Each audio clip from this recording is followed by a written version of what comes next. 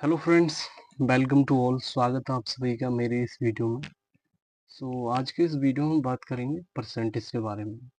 And जो percentage के बारे में पढ़ेंगे उसमें केवल हम पेन और पेपर के माध्यम से जो है 10 क्वेश्चन रैपिड फायर क्वेश्चन करेंगे। Rapid fire it means per day question करेंगे या फिर अल्टरनेट डेज पे क्वेश्चन करेंगे।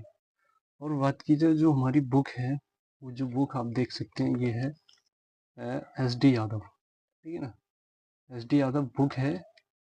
इसमें केवल मैं मान के चल रहा हूँ कि आपका जो कॉन्सेप्ट है वो क्लियर है एंड हम केवल प्रैक्टिस कर रहे हैं। बिना समय गवाए शुरू करते हैं।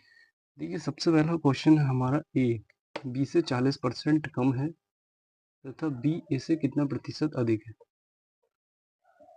तो सबसे पहले ए जो है बी से 40% कम है, तो बी को हम 100 मान लेंगे। 40% कम है तो कितना हो जाएगा 60। ठीक है, 20 दिया 60, 20 पंजे 100।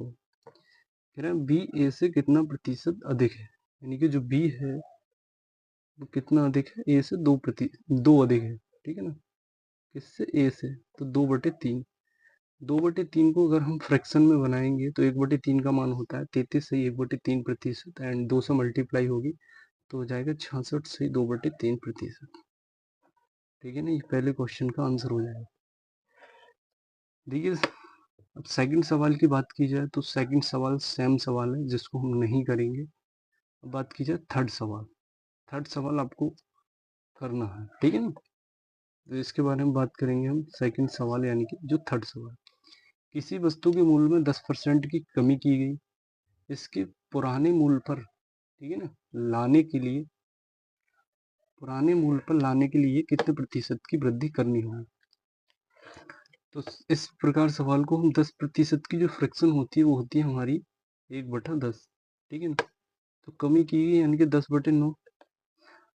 अब सवाल में कह रहा है इसे पुराने मूल्य पर लाने के लिए नए मूल्य में कितनी प्रतिशत की वृद्धि करनी होगी। ये हो गया हमारा क्या, पुराना मूल्य। ये क्या हो गया हमारा, नया मूल्य।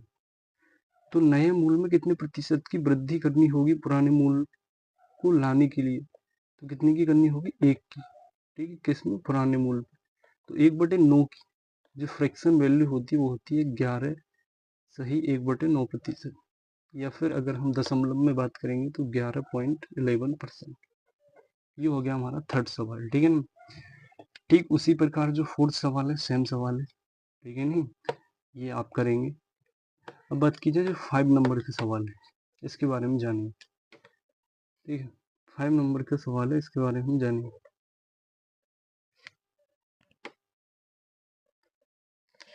देखिए 5 नंबर के सवाल में क्या है कि ए का वेतन बी के वेतन से इतना प्रतिशत कम है, तद अनुसार बी का वेतन ए के वेतन से कितना प्रतिशत ज्यादा।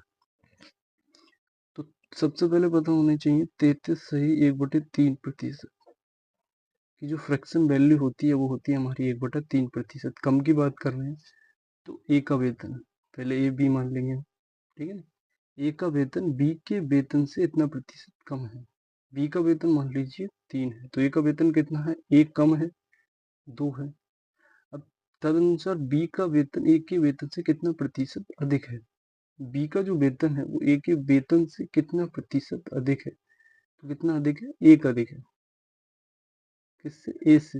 1/2, 1/2 का प्रतिशत मान कितना होता है, 50%। इस सवाल का आंसर हो जाएगा। ठीक है, 3 सवाल हो गए हमारे। एंड 6 नंबर का जो सवाल है वो सेम सवाल है, इसको हम नहीं करेंगे। बात की जाए 7वें नंबर का सवाल, इसको हम कर लेते हैं।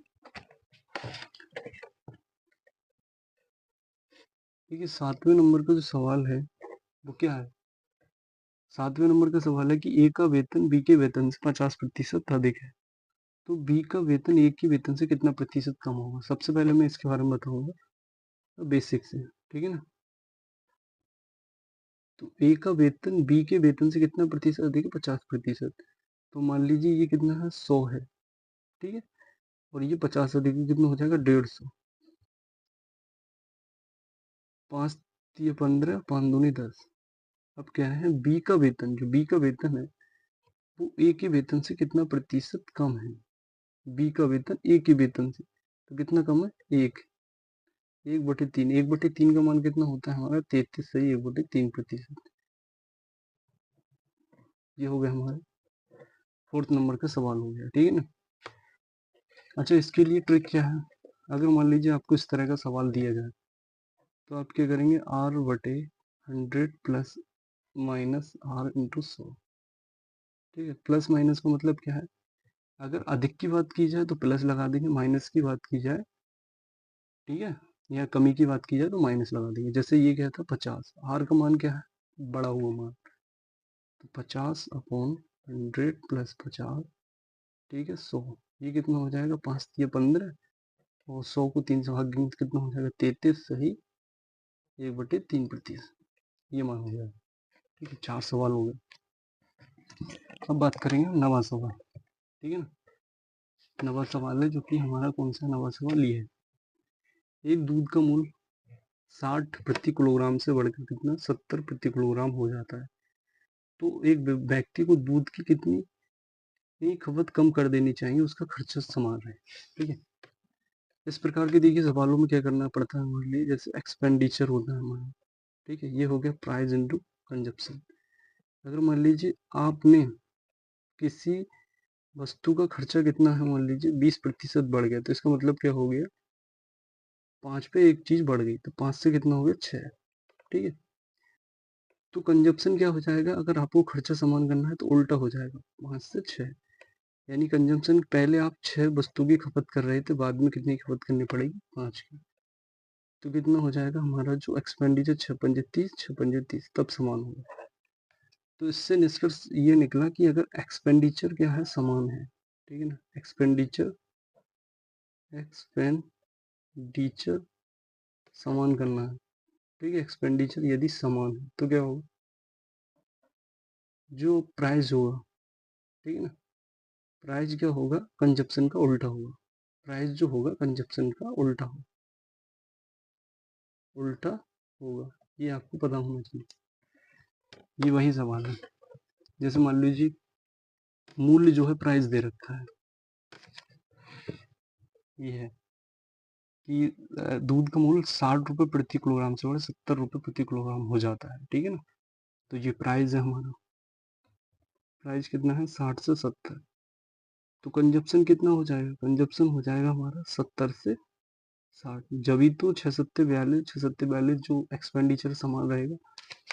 तो कह रहे हैं एक व्यक्ति को दूध की खपत कितने प्रतिशत कम करनी चाहिए ताकि खर्चा समान रहे, तो दूध की खपत कितने प्रतिशत कम करनी चाहिए, तो कितने प्रतिशत कम करनी चाहिए खपत, ठीक है 10 कम करेंगे कितने पर 70 पर, 1/7, 1/7 का मान कितना होता है हमारा 14 सही 2/7%, यानी 14.28%, ठीक है ना। सेम सवाल ये है, सेम सवाल है, इस वजह से ये सवाल हम नहीं करेंगे, ठीक है नहीं।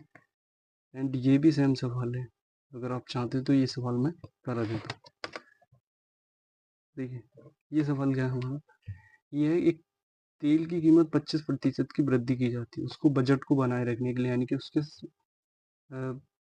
एक्सपेंडिचर को समान बनाए रखने के लिए उपभोग में कितने प्रतिशत की कमी करनी होगी, तो उपभोग देखिए जैसे ये हमारा प्राइस है 25% की वृद्धि की गई, उसमें 25% का मान कितना होता है, यानी कि प्राइस में 4 से 5 हो गया, ठीक।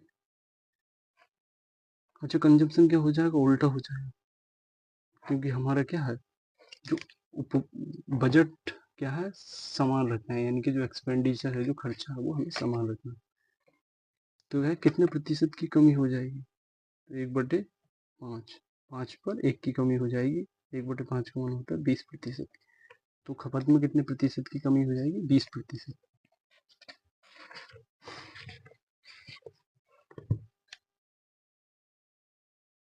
देखिए अब एक चीनी के मूल्य में 20% की बढ़ोतरी हो जाती है, तो उसकी